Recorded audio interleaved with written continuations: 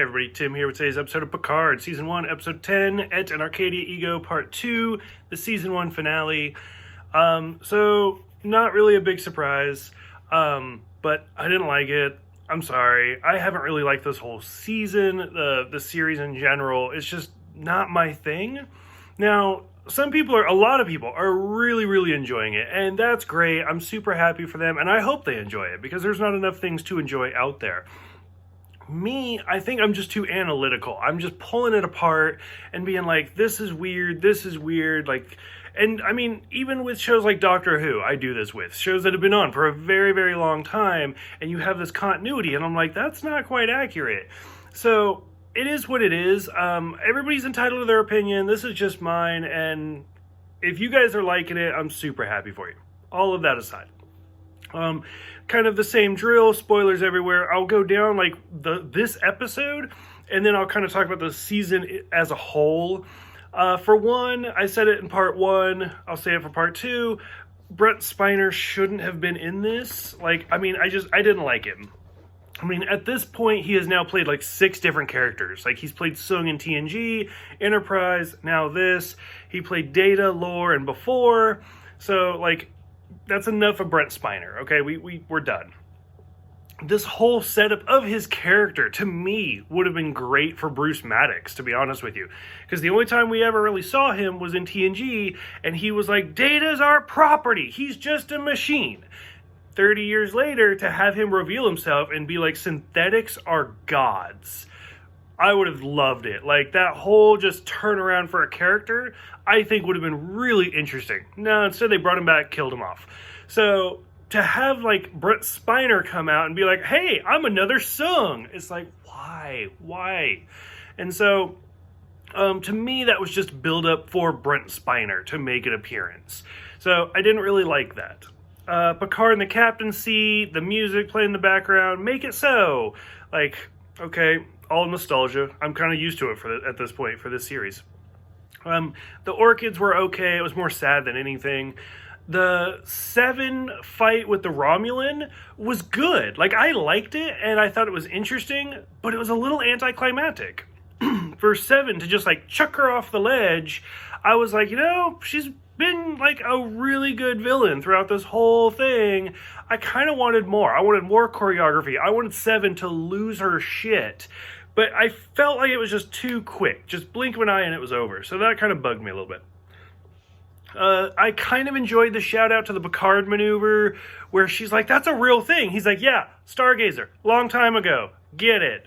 That's how I felt through this entire series, where I'm like, yeah, you're making a reference. Move it along. So I kind of liked that. And then for them to actually do it with all of the mirrors and stuff, it's like, oh, that's kind of funny. Okay. I enjoy that. That's fine. And then when Captain Riker shows up and all of the Federation ships are the same, I was like, oh, okay. So he's going to reveal, like, they're going to scare the Romulans off, and then he's going to, like, all his ships are going to disappear, and it's going to be just him. He's going to be like, I couldn't find anybody. And so, but no, I was really disappointed. All of the Federation ships are real. And even Riker's line, like, it was so, like, obnoxious Riker, like, Season 1 Riker, where he's like, yeah, I got the most badass ship in the fleet, and I got a whole fleet of them. And I was like, okay, they're definitely fake. Nope, they're all real. Like, where's the money for this show going? Because, like, I wanted a fleet of ships. I wanted, like, the series finale of Voyager, where you're like, oh, look, there's the Galaxy class. Oh, look, there's the Intrepid class. Oh, look, the Constitution class. Like, I wanted all these ships. And I could be like, oh, look, there's that. Oh, look, there's the Challenger. Like, I wanted everything. I wanted all of it.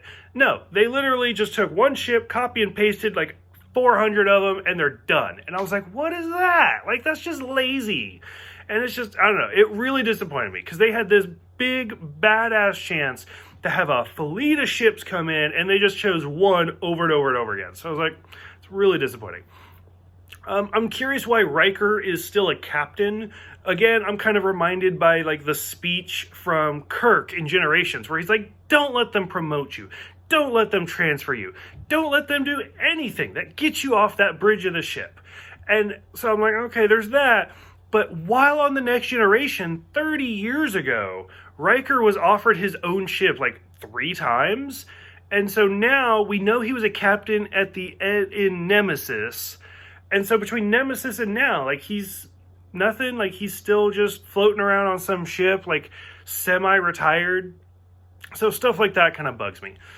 We see the beacon get shut off. Absolutely hated it. Like, we get it. It's synthetics that are in some part of the known universe. But to just see, like, the tentacles come out and stuff, it was too, like, anime for me. Like, I was just like, oh, what is this? Like, it's weird. So, like, I wanted something more of, like, an actual person to walk out, like V'ger or something like that, to be like, hi, I'm president of the synthetics. But no, instead we just get these weird tentacle things. And I didn't dig it. I didn't like it. So we get that. Picard dying. It was a theory. People have commented. People have talked about it. And I'm really sad that it was true. That, like, Picard dies. And then we see Picard and Data talking. And it was really sad. Because he's just like, please just let me die. Please, please. Just let me go. And I feel like, again, that's just Brent Spiner throughout the whole series. Like, even in the Next Generation, he's just like, kill off Data. Just let me die. I'm ready. Just let me go. Finally, in Nemesis, he gets his wish. He dies. He's gone. They're like, hey, we're making a new TV show. Why don't you come back? And he's like, fuck. Just let me go. Just let me die. Please let me just die. And sure enough, he dies. And, like, him, like, aging, again, I feel like that's just, like, Brent Spiner's view on this role of, like, it's getting old. Just let me go. So he does finally die.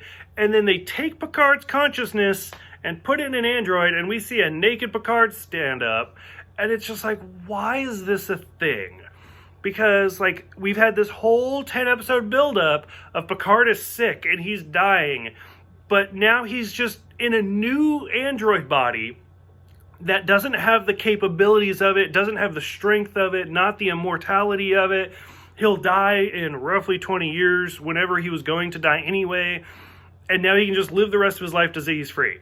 Why bring it up? Like, why give him a disease in the first place? I don't understand, and it just seemed like a really unnecessary, like, MacGuffin for the series. And I'm sure somebody's going to say, like, well, in all good things, he had this disease. Yeah, and they've had, like, 20 years since then to fix it, 30 years since then to fix it, because technically he should have been married to, like, Dr. Crusher as well. So they could have done something. They could have just said, like, oh yeah, he never showed symptoms. Oh well, that was a possibility. And just swept it under the rug. There was no reason to bring up his disease, like, every episode just to be like, congratulations, now you're a robot. Like, no. Like, I don't know. That whole thing just pissed me off. And I feel like it's almost a Doctor Who cop-out. So, because I'm not even putting it past them. In 5, 10, 20 years, when Patrick Stewart actually dies, I swear to God, they're going to make some sort of idea that they're going to be like, oh shit, quick, put his consciousness in a new robot. And it's just going to be Picard with a new face. And they're going to do it. And I'm really frustrated that that's even a possibility. Because I guarantee you, somebody at Paramount's going to be like, no, we're not going to do that. Okay, we'll see. So that's super annoying. Hearing Blue Skies play in the background, again, a nice little reference to Data and Nemesis at the wedding. And then Engage, as annoying the first time he said it, it's annoying this time. Like, we get it, nostalgia. The whole season, I really struggled. I really, really struggled.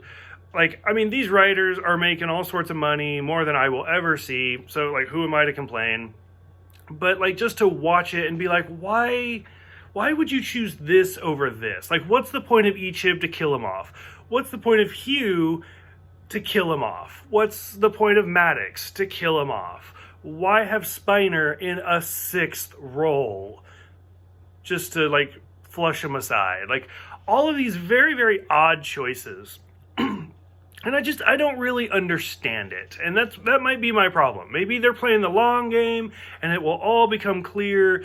But there are so many little things that it just kind of bugs me. Oh, Riker. Like, why give Riker a son just to kill him off? And we never even meet him.